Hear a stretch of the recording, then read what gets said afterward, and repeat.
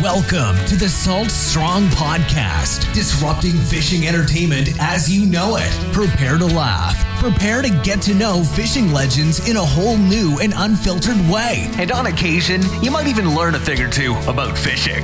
Here's your host, Joe Simons. Like diamonds. Nothing hard ever lasts forever. Hey everybody, Joe Simons, like diamonds, back again here with Salt Strong Unchurched. So pumped to be with you here this morning or afternoon or whatever you happen to be listening to it. It's early morning here. And this last 30 days, I talked about it prior, but it has been an absolute blur. Perhaps you're feeling the same way. I feel like it's just been a rut. There's been one thing after another. You know, the hurricanes obviously didn't help. It really kind of crushes our business, especially back-to-back ones when, you know, half of our revenue comes from Florida. It's just like everything just freezes. And while I'm in the middle of doing my hurricane cleanup, our head of sales and marketing calls me and he's like, Joe, I got some bad news. I've been plucked off by essentially a headhunter, and some startup company offered him a ton of money to leave us. And there's no way to save him. And so all of a sudden I'm sitting there cleaning up from this hurricane. We got glass, like we had a window break. I was literally right in that area. Like, it was, what? I'm cleaning up glass and debris. And he calls me and tells me he's putting in his 2 weeks. And I'm just sitting here like all these things happening. And a lot of times what I do is I listen to podcasts like this. I go walking a lot. And so I've spent a lot of time walking, both on a treadmill and just around the house and the neighborhood. And I'll put my little earphones in or earbuds, and I listen to podcasts, random ones. And I was listening to this one on business, and it wasn't the title, but it was mostly about this, like nothing hard ever lasts forever. And their point was three things kind of happen. This is business. I'm going to tie this into really some three big truths that I've learned about God during tough times that I think will be pretty powerful here today. But this podcast was about business, and he said, you know, basically the nothing hard ever lasts forever, because three things usually happen. One, you quit, right? You just give up. It goes away, and you lose a potential growing experience. Number two, it gets easier, right? As you are in a tough rut or having to do stuff that's really tough or seems impossible, it eventually gets easier. Just like anything that we've had to do, from learning how to walk or ride a bike to, you know, getting a promotion, you got to learn new skills. It's always tough at first, but to his point, nothing hard ever lasts forever. Number three is you learn a skill that teaches you that what's hard is easy. And I love that, when you learn a skill that teaches you to see what's hard is actually easy, because once again, as you do it, it gets easier. So I have heard from a lot of people, both listeners of this podcast, just friends, some family, and it does seem like there's almost this just a theme of tough times. Even though the stock market, at least as I'm recording this, is up, it not the all-time high, but it's pretty close to it.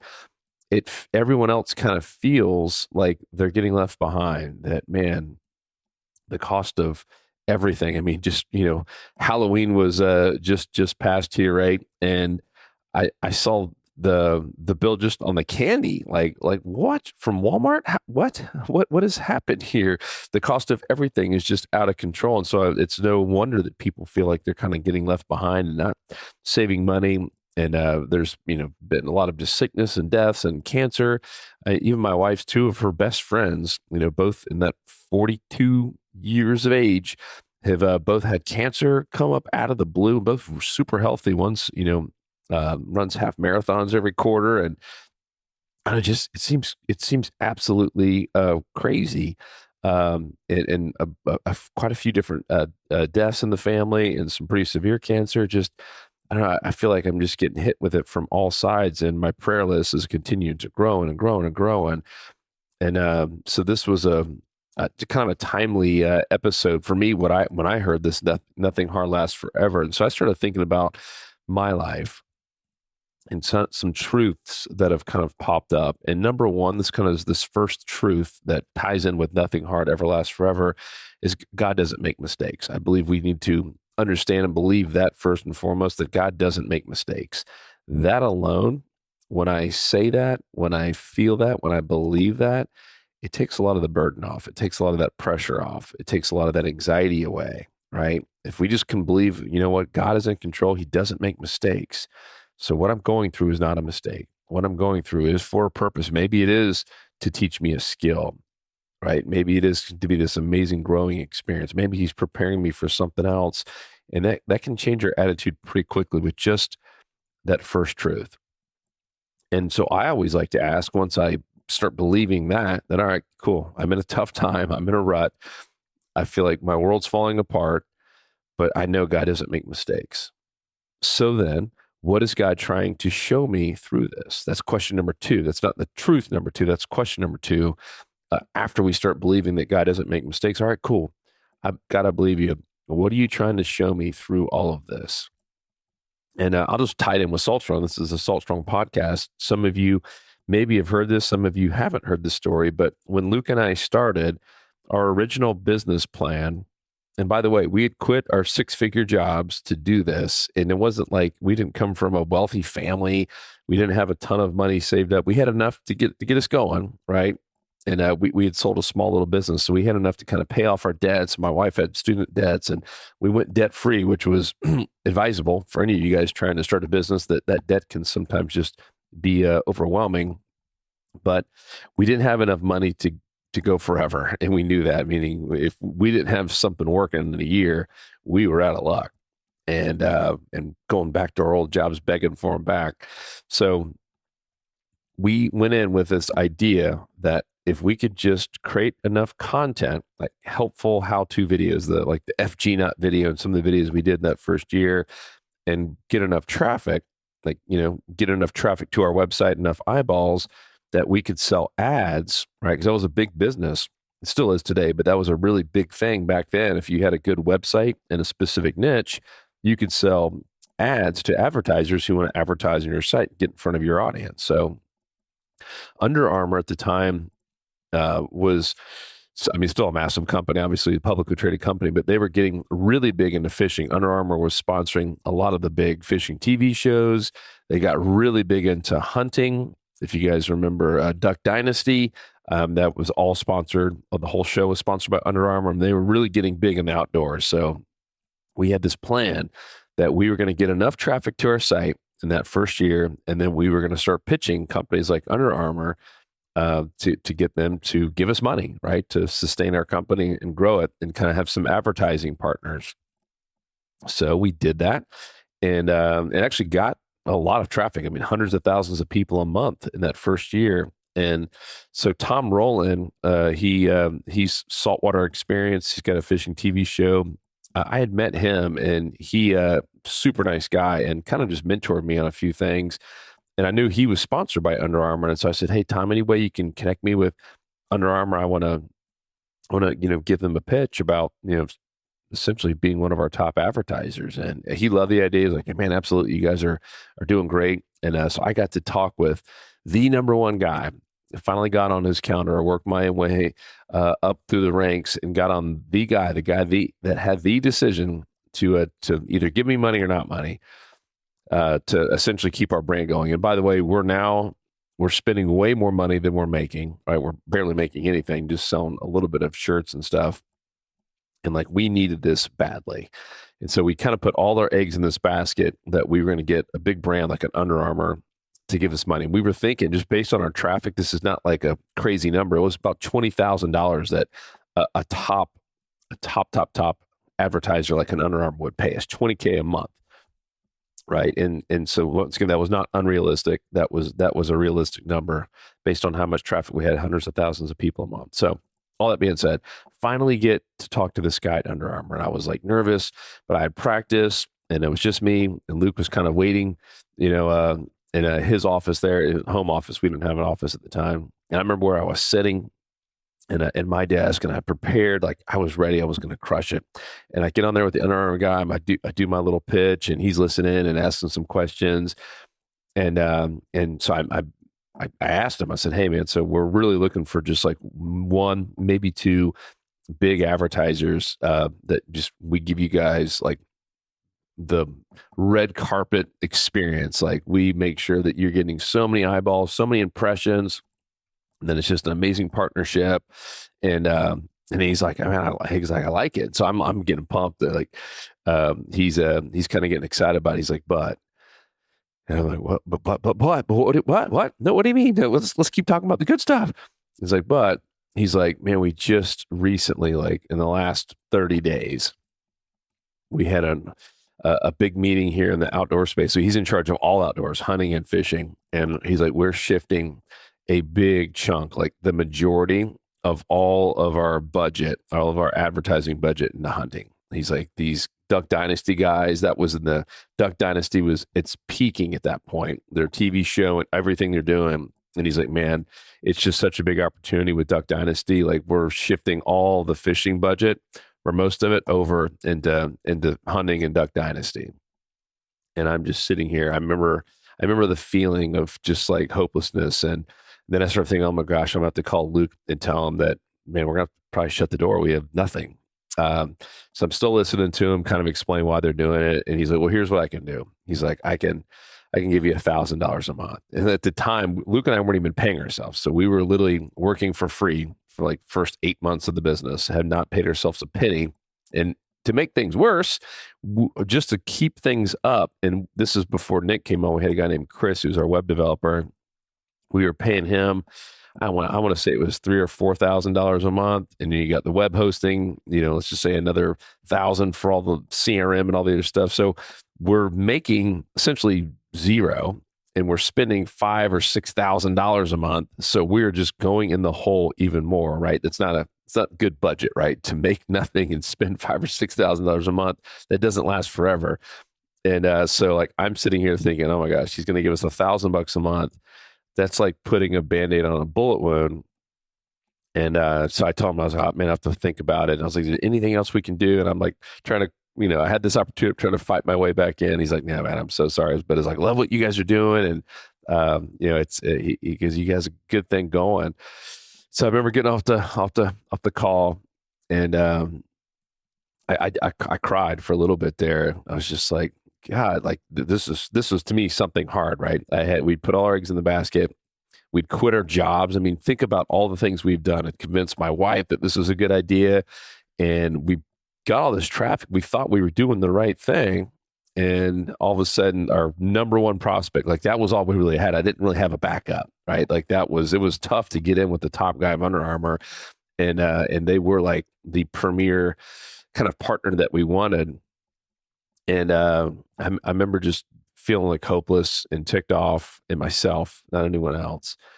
And I finally called Luke, and he'd been waiting on my call. He's like, man, how'd it go? And I was like, dude, not good. And I told him, I said, man, I really think God has another plan for us. I said, I don't even think we really want to be advertisers, right? Like, is that really what we want to do? And that was honestly me kind of just saving face. And, but it did feel right. Like that really wasn't, we wanted to teach fishing. Like we told everyone that when someone asked, like, why are you guys doing this? And what's the plan of Salt Strong? We want to help people catch more fish. That was always what came out of my mouth. And for us to say, oh, we want to be advertisers, that never even was a thought. And so what I was saying was true. At the same point, I was trying to like figure out, all right, nothing hard lasts forever. What am I supposed to learn here, God? What are you trying to show me through this? And that was one of those moments I'll look back on. And now I pray for this, that when I think I'm going the right way, like, hell, I think we're going to be an advertising company and land this big contract. I always pray first, like, God, either open this door so wide that a truck could go through it, or close it so hard that there is no way I can get through it. And I know I'm supposed to turn around and try a different door. And I have peace with that, right? And God has been really, really good at doing that, where it's either so obvious that this is where the path that God wants me to go down, or it's the opposite, where that door is slammed, just like this Under Armour guy. And it's like, all right, cool. Let's take a break.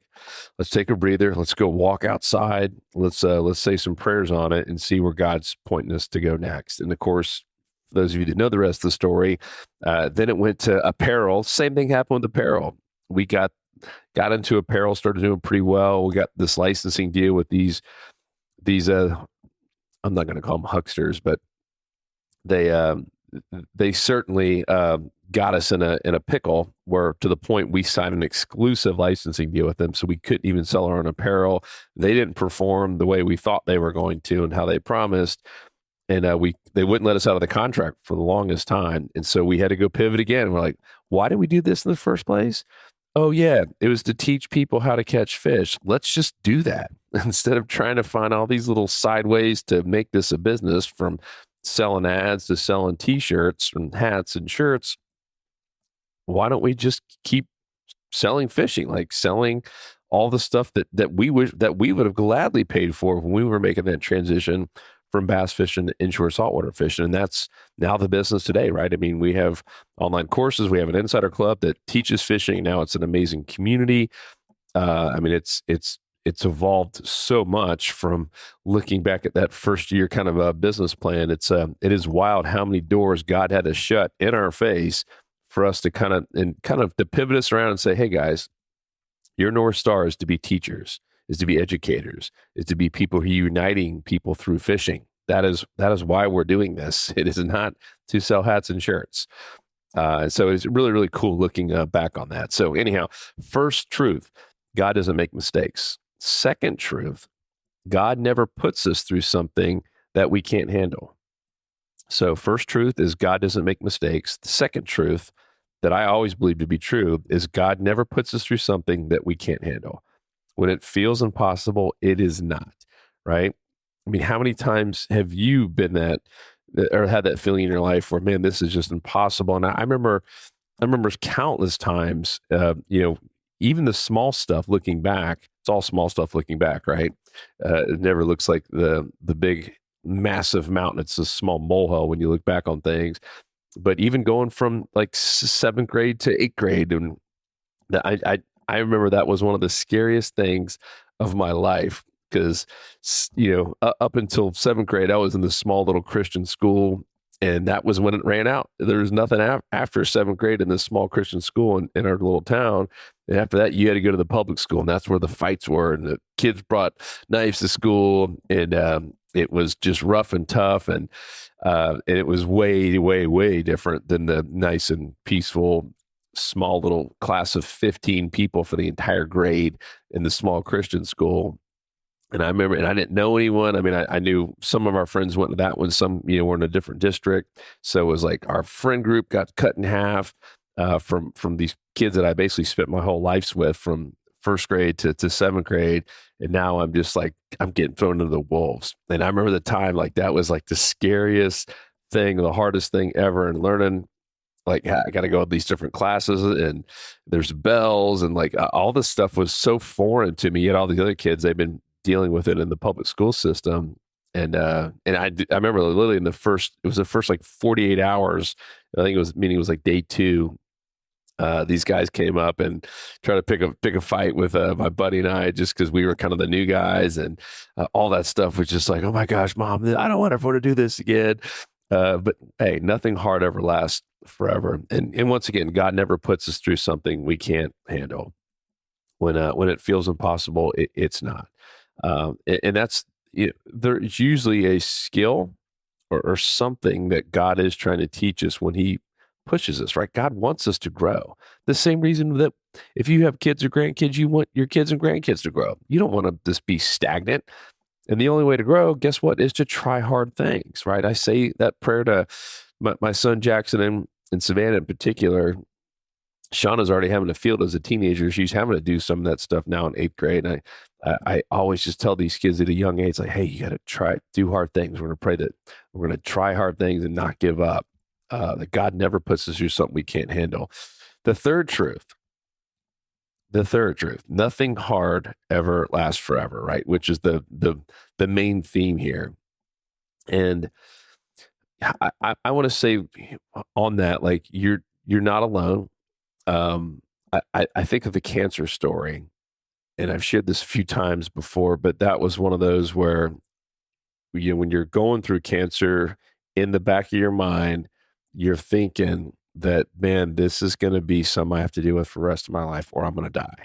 It's one of those two things, right? That essentially I'm going to have this until I die, right? And that was what I was thinking. I was going in for my day of surgery, and all of a sudden, the one of the doctors pre-surgery was there for the full day, and pre-surgery they were doing some little studies, just kind of it was I don't even remember what it's called, but they were kind of seeing how far the cancer from what they could see had gone up into my body, and he was about to walk out the door. And it's just my dad and I in there, and he shuts the door. So it was open. He shuts it. He's like, "Man, I feel like God's telling me to pray over you guys." I'm like, what? What? I mean, can you imagine being in a massive hospital in downtown Atlanta, and a doctor about to walk out the door shuts it, like he's going to tell you something private and ask to pray over you, and he did. And I was like, man, I'm not alone. And I remember that was one of the most special feelings ever, where I was so scared, and it just I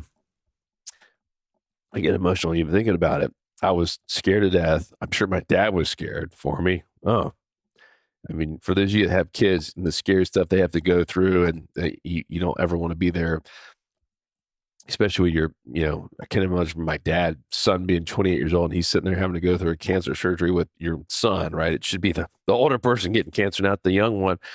And I just remember all that emotion of the fears, the anxieties, the bad outcomes I was telling myself. It all just vanished, done. You're never alone.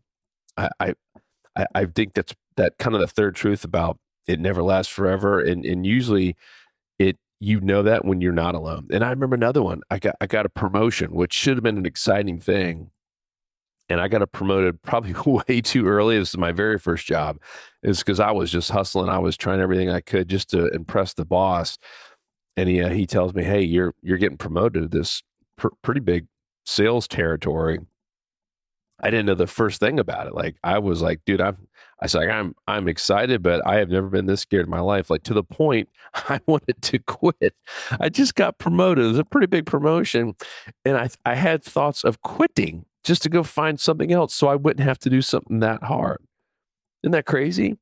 But here's the crazy part about this whole nothing hard ever lasts forever. And you're in tying with just, you're not alone.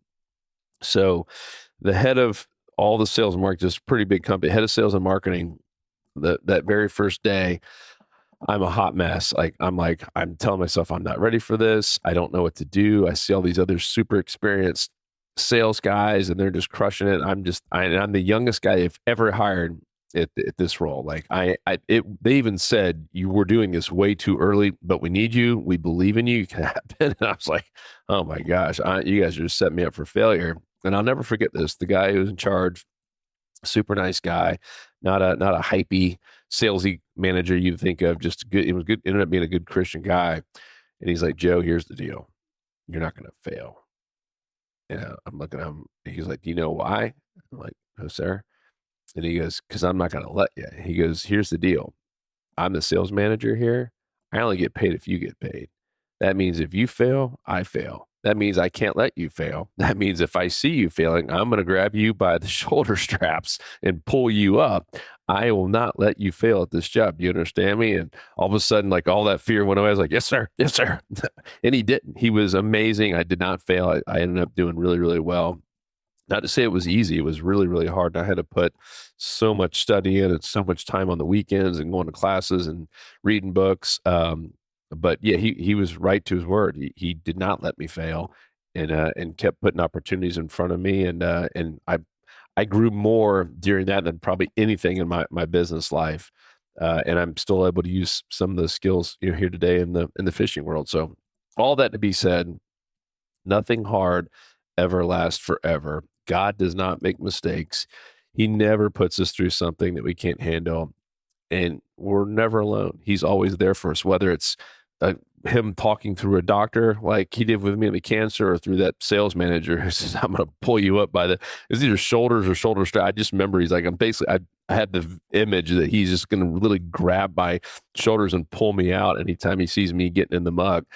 And that was God talking to him. It literally took all that fear and anxiety away. It's like, you know what? Yeah, it's not. I am going to learn something here. And I got someone that's got my back. I'm not alone on this whole thing.